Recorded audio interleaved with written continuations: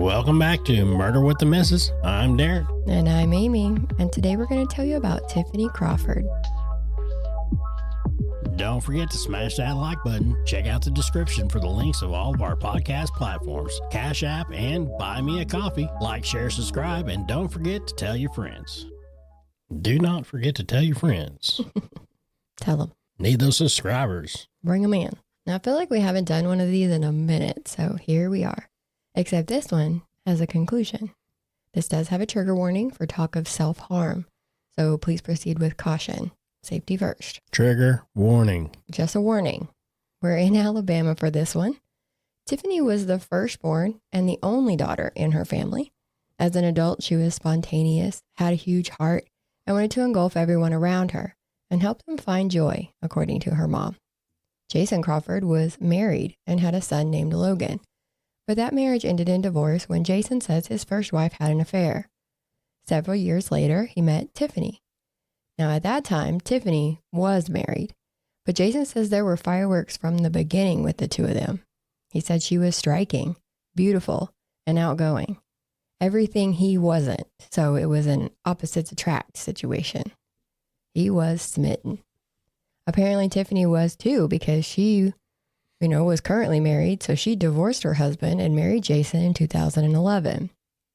Together, they had his son Logan, then they had two kids of their own, a son and a daughter.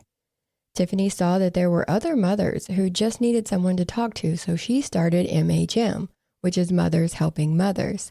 It is currently all over the country. MHM Director Valerie Shields says it's a support group to help bring mothers together, so no mother is ever alone in her journey through motherhood, because moms tend to feel alone a lot and when they have children and they feel kind of secluded. Does that make sense? Yeah, I mean, that's pretty cool. That's pretty cool. When she passed away, the group had 9,000 members. Wow. So, yeah, it was growing. There was a need for it, apparently, which I understand. And that brings us to 2017. You have 37-year-old Jason, 32-year-old Tiffiney, Logan, who is now 14, and then their son is 5, daughter is 4. They're all living together. Jason noticed that something was going on. Tiffiney was getting more distant. She was drinking a lot, sometimes 3 bottles a week. Tiffiney was having an affair. Her mom, Cheryl, and one of her friends, Lindsay, knew about it, but Jason did not. The boyfriend had broken up with her, so that didn't help things. But Lindsay said that she had already got a job at Publix and had saved about $500 at this point because she had plans to leave Jason when she got enough money. It all came to a head on May 2nd of 2017. Jason and Logan were at home. Tiffiney and the 2 youngest kids were on their way home. Jason was on the shared computer at the house and found messages between Tiffiney and the boyfriend. He called her and asked her about it, and she denied an affair. Tiffiney did call Cheryl and said that her and Jason were going to have to talk about their problems when she got home. But Tiffiney didn't sound worried or scared. She sounded hyper and anxious. When they got home, the kids went into the house, but Jason wouldn't let Tiffiney go inside. They stayed outside arguing, saying that she had to go somewhere else for the night because she had destroyed the sanctity of their marriage. He was angry, but described it as a controlled anger. I mean, does he have a history of being violent or anything? Good question, but I didn't find anything saying that he'd ever been violent. Okay. Just mad. He does do interviews, and I saw him on a 48 Hours episode, and he talks very calmly, kind of like when someone is picking their words very carefully, even toned. And keep in mind, as always, this is Jason's version of events we're going to talk about, so we don't have the other side to go off of. After about an hour of arguing, she asked him to go inside and get her work clothes. He went inside. The younger kids were already asleep, so he got her clothes, and he says he threw them to her. He said he told her that he was done talking, and the last thing she said was, "I love you," as he was going back into the house. Just inside the house, he heard a gunshot, a scream, and then another gunshot. He immediately went back outside into the minivan that she had been sitting in. The door was either closed or pulled to. He couldn't remember exactly if it was fully shut or if it was just pulled in the shut position. Tiffiney was slumped in the driver's seat, so he called 911 just after 11 p.m., saying his wife had been shot. Now, he is calm on this call. They ask him if she is breathing, and he says he doesn't know. He's trying to pick her up so he can see. They ask him who shot her in the head. He didn't answer. It was asked more than once. Who has she been shot by? Who shot her? And he avoids the question every time, responding with, please send an ambulance, or she's been shot in the head. He was asked by 48 Hours about that. Why didn't you answer? And he said he felt like that if he spoke it into existence, then it would be true. I mean, if it happened that way, it would already be true. If she did it to herself, it would already be true. Yeah. So why not just say it? The operator even asked if she shot herself in the head, and he didn't respond. She asked where the gun is, and he says it's beside her. Now, there is body cam footage available, and you can see where a cop tries to move her arm to check her pulse, and the gun falls. It had been in her left hand. EMS arrives and tries to revive her, but it's too late. He doesn't mention an affair to the cops in any of the body cam footage. He didn't mention it to the 911 operator either. You hear one of the cops say, "There's nothing here so far that says anything to me other than a suicide." You also see Jason's mom arrive. Logan had called her from inside the house. Now, this is Rhonda. What's interesting about Rhonda is that the cops already know her. You even hear on the body cam footage when a cop says Jason is Rhonda's son. That's because Rhonda is the office manager for the Coleman County Sheriff's Office. Rhonda is actually the one who called Cheryl to tell her what happened. And Sheriff Matt Gentry came to the scene too. The coroner tells Sheriff Gentry at the scene that it appeared to be a suicide. The only weird thing is that there were 2 shots. One was to the left jaw area, and one was to her left temple. The sheriff says this is odd, but not unheard of. It's happened before, where people have shot themselves twice. But it's damn sure not common. No, sir, it is not. I mean, it is not common. A lot of times, man. It's one shot. Yeah, because if you screw up, a lot of times they're like, what am I doing? What did I do? Yes. They don't realize that they messed up. Yes. And that's like just the mental part of it. What about the pain? Like, I don't know. I've never been shot, but I hear it's searing, burning pain. But that's the whole thing. He's like, we don't know. We don't know what that person was going through. I mean, nope. Mentally or physically or any of that kind of stuff. I mean, it's just, and I don't want to say that it was what it was, what they're saying it is, but I don't know, looks a little hinky. Looks hinky. Now, because of Rhonda giving them a connection to the case, the sheriff requested an autopsy. He said that they treat every suicide like a homicide. Something we love to hear and wish more people did. We say it all the time.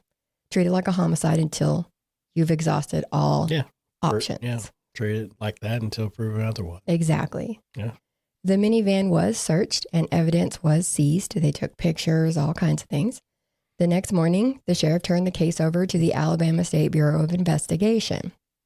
Now, State Agent Joe Parrish said as soon as he got the case, he went to the district attorney's office and got a search warrant for the van. This is the crime scene, after all.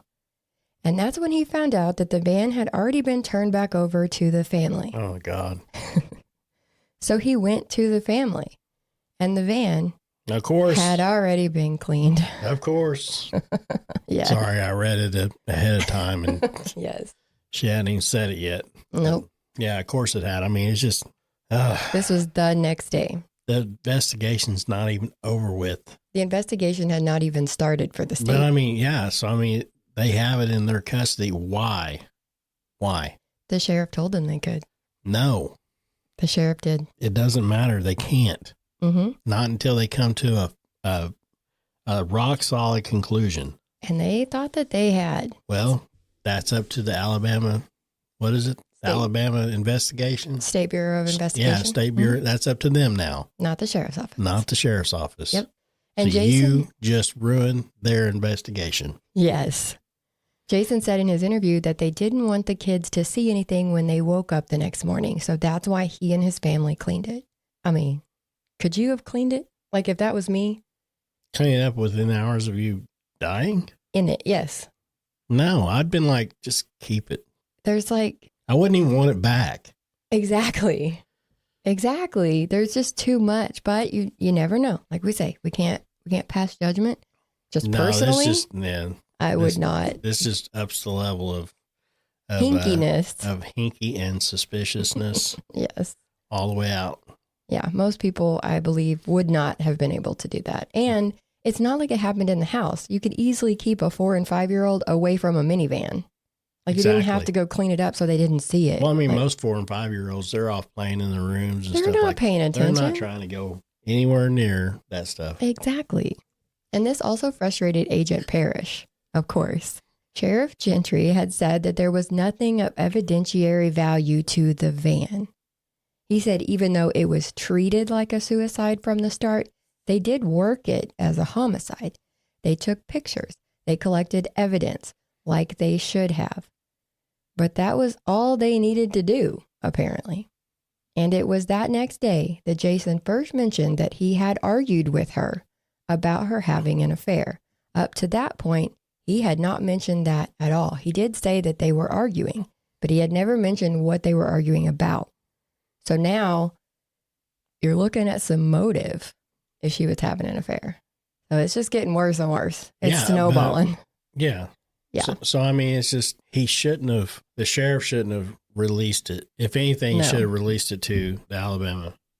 If he was going to turn the case over, he knew he was going to turn the case over. He had to turn all evidence over, which is including the van. The crime scene. Everything.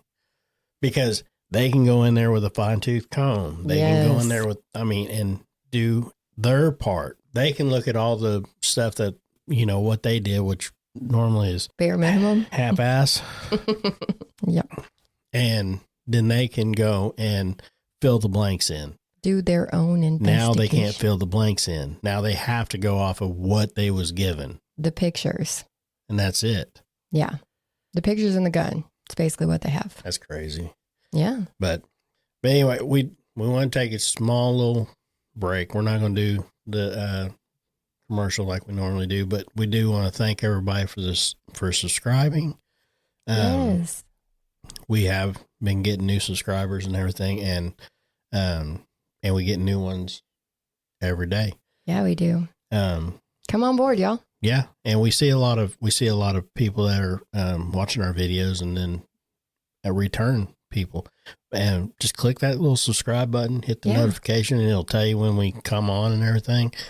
And sometimes we do lives. Oh yeah, well, we did a live on the 25th on Saturday, and I think we're going to try to start doing more lives either on the weekends or every other weekend or something like that. Just, I got to give Amy a break every once in a while because, she does a lot of research and I got to let her mind kind of relax a little bit. Plus we have regular job, multiple regular stuff to do. Yeah. We're always busy. We're constantly going and everything. But if you guys would like to contribute to the podcast, we do have Cash App, which is at, you have to do it with dna.truecrime@gmail.com, or you can go to Buy Me a Coffee at buymeacoffee.com/MWTM.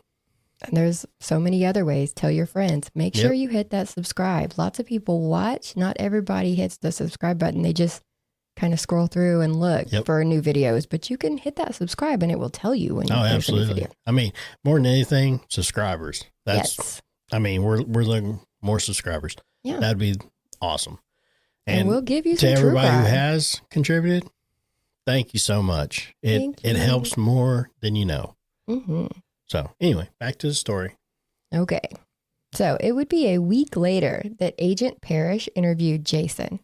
He gave his version of events, but the main thing that Agent Parrish was interested in was if she was right-handed or left-handed. Jason confirmed that she was right-handed. See, that was going to be my question, but then I figured you was going to cover this on down. Yep. So.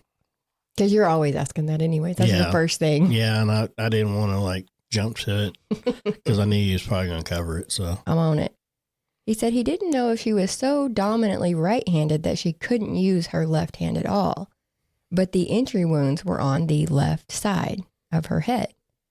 The gun was in her left hand.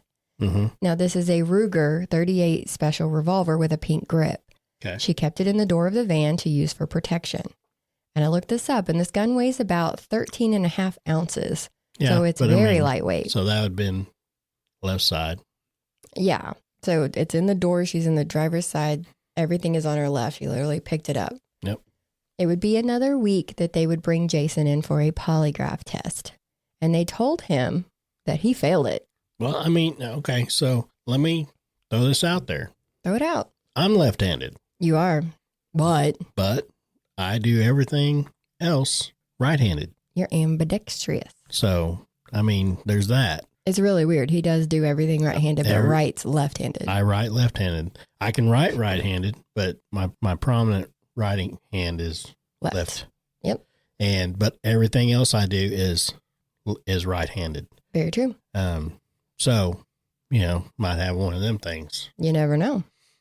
I can't use my left hand at all. Yeah. It functions I can use either hand on pretty much anything, but when I'm throwing a ball, when I'm batting, when I'm shooting a gun, anything like that, it's right-handed. Mm-hmm. And even though I can do it the other way, I go right-handed. More comfortable right. Yep. Very, very true. So she could have had the same situation going on. Yeah. Maybe she was good with both hands. But they used the fact that he failed the polygraph, they really go after him because, I don't know, they wanted to, and then they just used this as a reason. Yeah. The agent tells him that he killed his wife, and Jason got up and left. He's like, I'm not under arrest. I'm leaving. The agent was yelling after him as he was leaving the room and walking down the hall. Walk out that fucking door. We gave you a chance. Just yelling. He was hot about this. It was almost a year later. Well, I mean, honestly, what did the agent plan to gain out of that? Well, they thought that if they told him that he failed the polygraph, he would just confess or something. Which is not really usable in court. It's not usable in court, and it's not even considered actual science by a lot of people. Yeah. I mean, they can use it in court, but it doesn't really matter. No, they can't. It's not even admissible. It's not? Okay. Yeah, so there you go. So it's not even worth a shit. Because it's basically a stress test, and you can be stressed about all kinds of things. And well, yeah, I mean, especially if his wife just died. Of course he's stressed out about it because now. Exactly. You know what I mean? Plus he's in the damn police station again. But what's the point in him yelling? Oh, he was mad. That agent was mad. I mean, you yell at me down the hallway. You think I'm going to stop to listen? No. Absolutely not. Absolutely not. He's yelling and cussing. He said the F word. Yeah. I'll flip him off and keep going. Yeah, exactly. Because like I said, he wasn't under arrest. He even said, I'm not under arrest. I'm leaving. Yeah. And you can. You are more than welcome. It was almost, like I said, a year later before the autopsy report came out. So she passed away in May of 2017, and the report is dated March of 2018. It said gunshot wound A was a penetrating gunshot wound to her left temporal scalp at intermediate range. Gunshot wound B was a penetrating gunshot wound of the left inferior face at intermediate range. The manner of death was listed as homicide. Okay, so did she have gunpowder burns? Oh, who knows? We'll get to that too. Okay. Go ahead. Her mom, Cheryl, was torn, to say the least. She didn't think that Tiffiney could hurt herself, but she also didn't believe that Jason could have done it either. Now, Coleman County Assistant District Attorney Jeff Roberts and his legal assistant, Deborah Ball, decided to go ahead and indict Jason. The case was taken to the grand jury, and they also agreed. So they filed on May 17th of 2018, his indictment. On May 21st, Jason turned himself in. It took about 30 minutes to process him and for him to bond right back out. So he was literally only there for a half hour. That was a quick process. That was the quickest process I've ever seen. I've ever heard of. They said he was out within 30 minutes, and I've never heard that. No. Well, yeah. So while they said they treated this like a homicide, they didn't search the house, and they didn't check Jason for gunshot residue either. Oh, too late now. Too late now. they can call it what they want, but they basically just took pictures of the van and took the gun. Like I said, pictures and gun. So it was a battle for the state to go on trial on November 14th of 2022. Jason testified to his version of events. He talked about how much he loved her and how innocent he was. But he did admit to calling her a degrading name that night when they were arguing. He told her she was an unfit mother and that he was talking down to her like she wasn't even a human. So he was trying to hurt her. So he's fighting dirty. He was fighting dirty. And now he kind of feels bad. He's like, maybe that contributed to it because I was being so mean. She was cheating on him, right?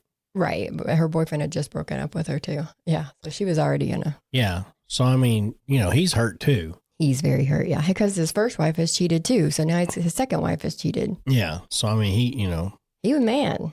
Yeah. I mean, a lot of people, they'll say things that they don't really mean. I know a lot of people that fight like that. Yep. And one of them things, it's you hurt me, so I'm going to make you hurt too. Yeah. So that you feel just as shitty as I do. But how far would he take that is the question. Yeah. Yeah. He also showed his temper a little bit on the stand when he argued with the prosecutor, which wasn't a good look for him because, like I said, he's very even-toned, he's very matter-of-fact, and he calculates his answers.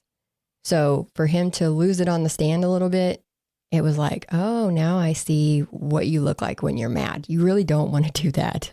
That wasn't good. It wasn't good. But there was someone that missed all of that, and that was Cheryl. She came the first day of trial just to testify, and she didn't attend the rest of the trial. She was like, I'm not going to sit there. She was still on Jason's side. And she said that both sides were going to talk about things that she didn't want in her head, and I can't blame her there.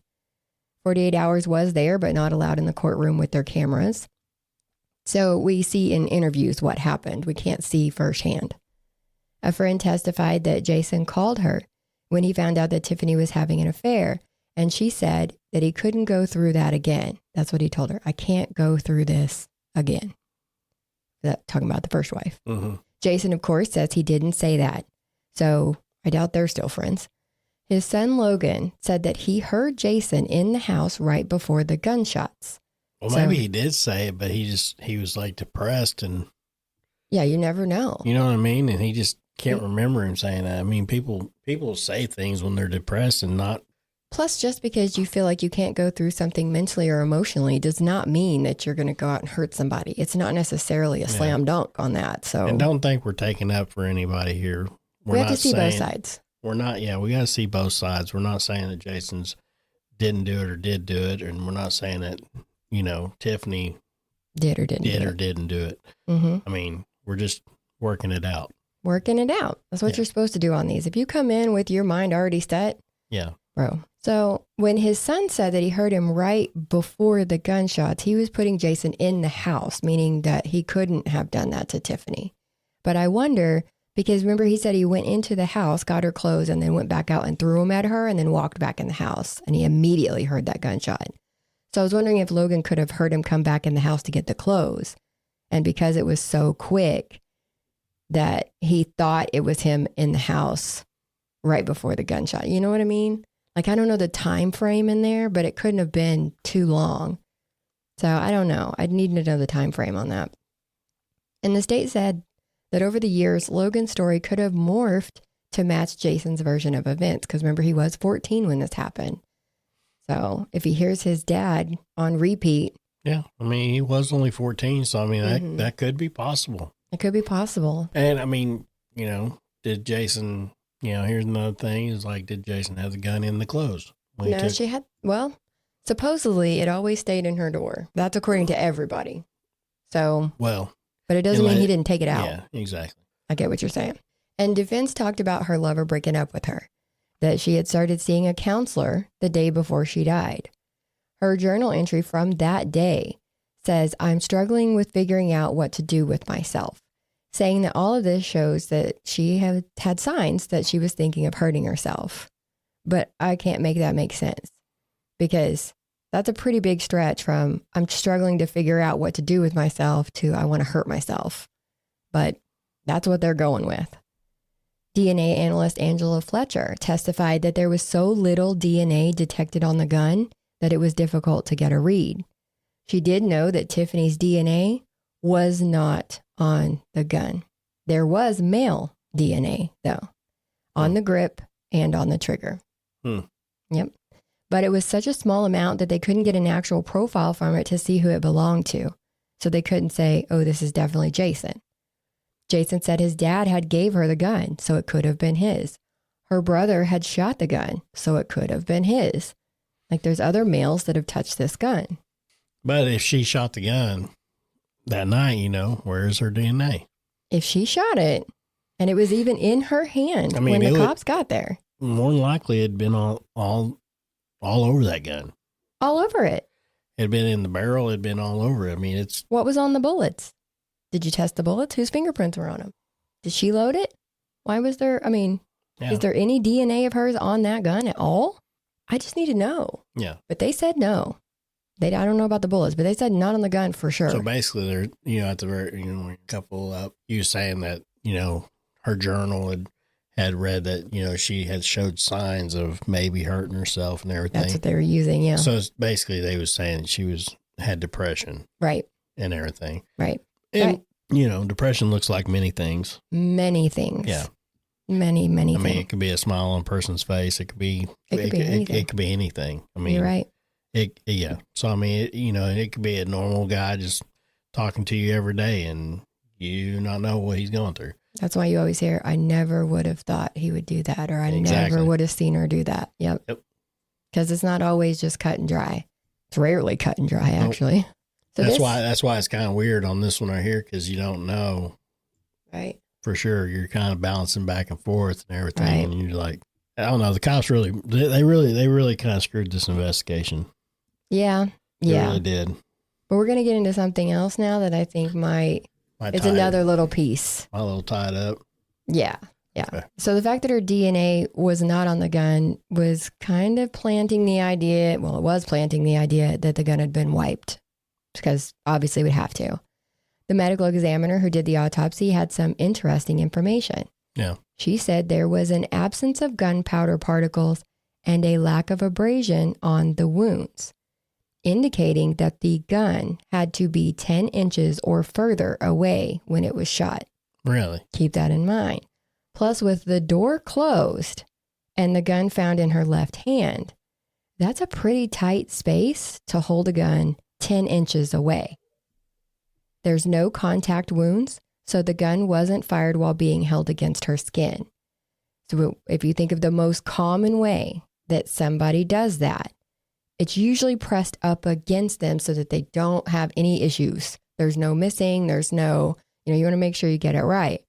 But to do it from 10 inches away in the van, I need to measure how far my head is from the door when my door is shut, and then put a gun in my hand.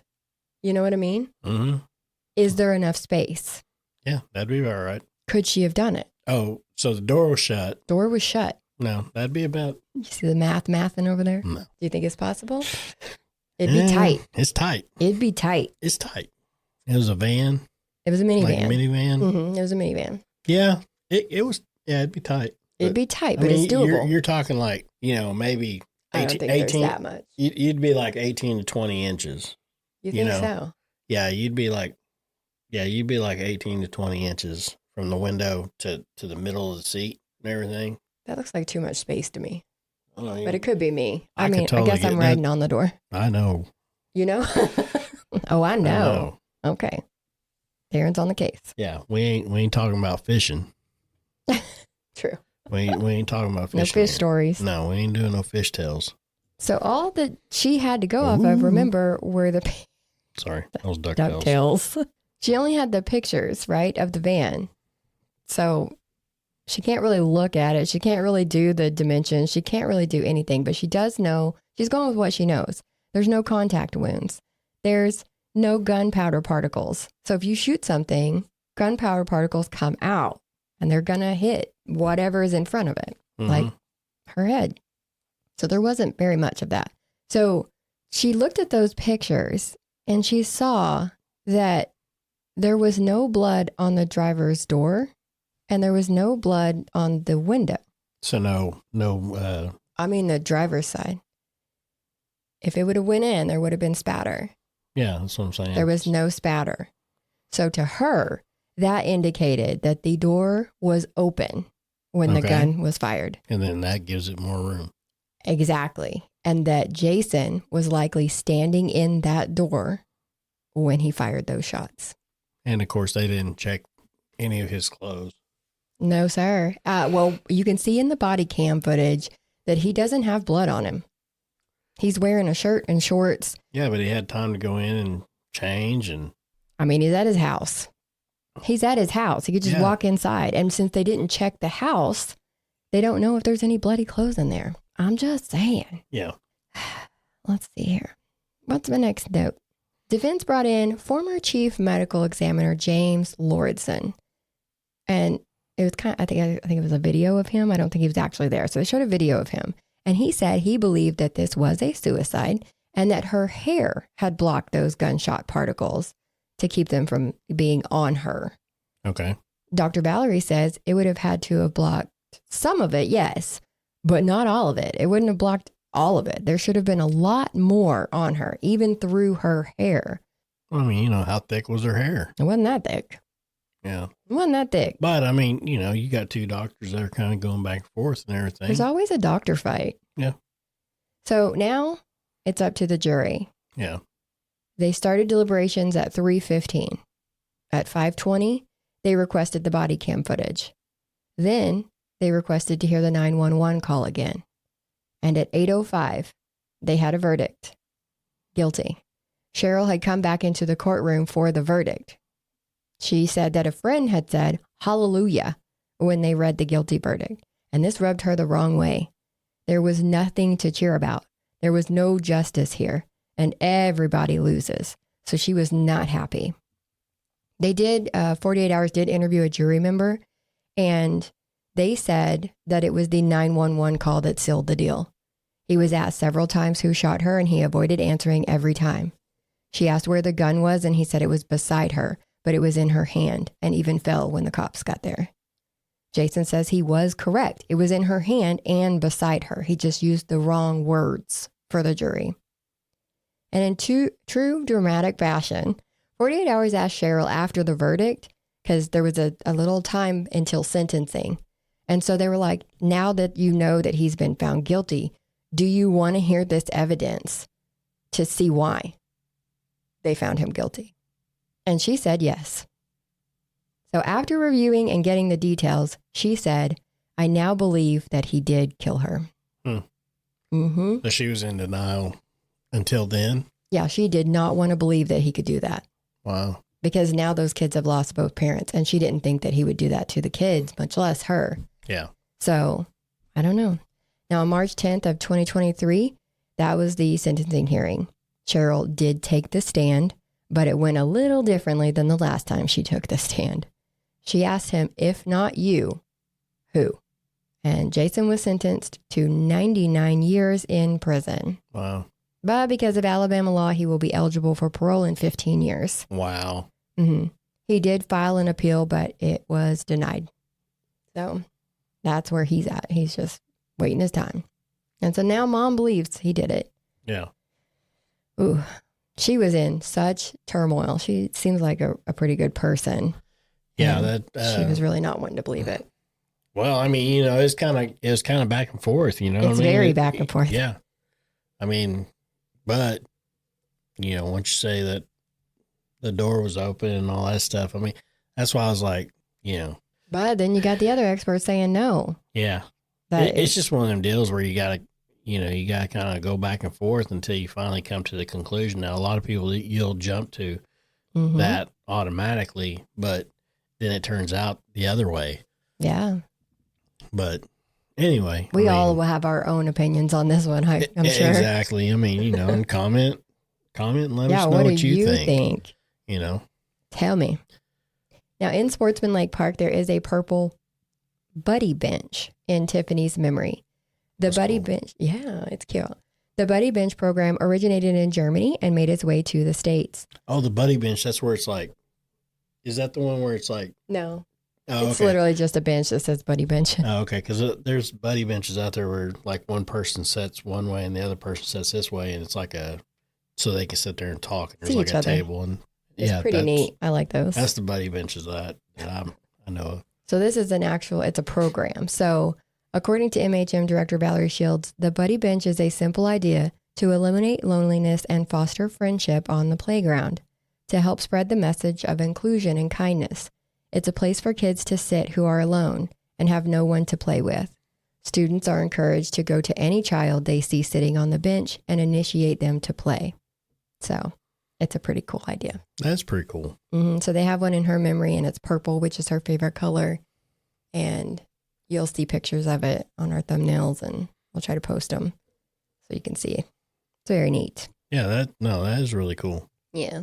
But that's where we are. Like I said, we have a conclusion, but for some people, it's not going to be a conclusion, and for others, it is. So yeah, and what like do you think? like you said, he is trying to appeal it. He is. He's trying to get up. But honestly, I mean, for what he got, and he's able for the role that's in 15. Come on. Yeah. I think for something like that, no. Well, just because he's eligible don't mean he'll get it. Yeah, but Most of the time, they are denied. yeah, Yeah. but he'll probably be that cool as a cucumber in jail and end up getting it. That's true. But anyway, so that's it for this one. Make sure you guys tune into the next one, and make sure you guys like, share, subscribe, tell your friends, and Yes. we'll see you guys next time. Bye.